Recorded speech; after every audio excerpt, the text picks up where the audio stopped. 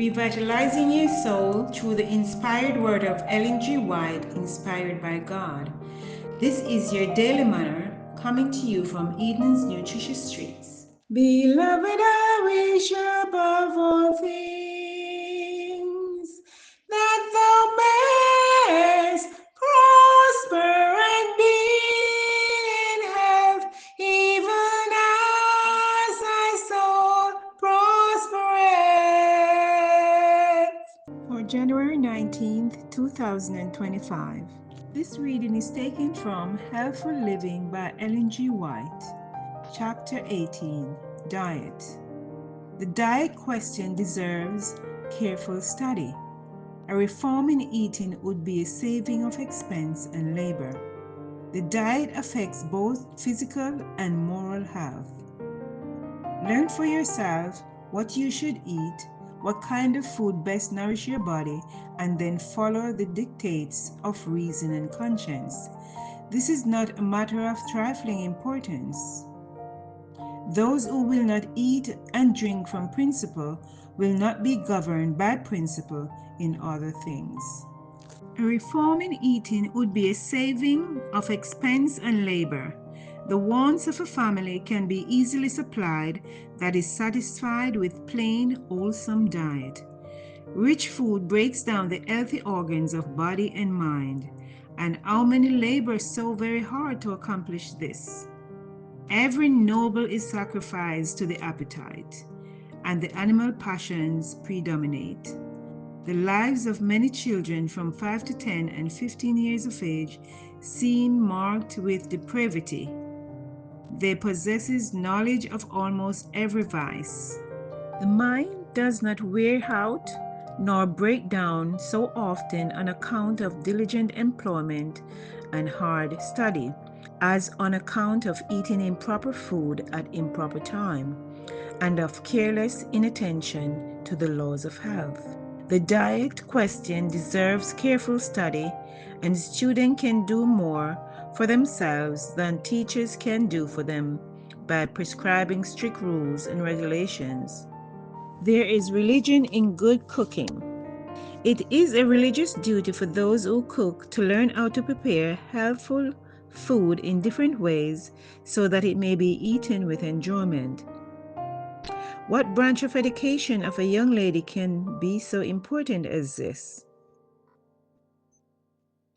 Among those who are waiting for the coming of the Lord, meat eating will eventually be done away with. Flesh will cease to form a part of their diet. We should ever keep this end in view and endeavor to work steadily towards it.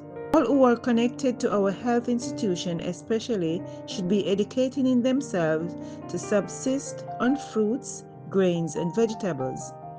If we move more principle in these things, if we as Christian reformers educate our own taste and bring our diet to God's plan, then we may exert an influence upon others in this matter, which will be pleasing to God. Many do not feel that this is a matter of duty, hence they do not try to prepare food properly. This can be done in a simple, healthful, and easy manner without the use of lard, butter, or flesh meats. Skill must be united with simplicity. To do this, women must read and then patiently reduce what they read to practice. Many are suffering because they will not take the trouble to do this. Learn how to cook with simplicity and yet in a manner to secure the most palatable and healthful food. Cooking. The large amount of cooking usually done is not at all necessary. Neither should the diet be poor, either in quality or quantity. The proper cooking of food is a most essential requirement, especially where meat is not made an article of diet.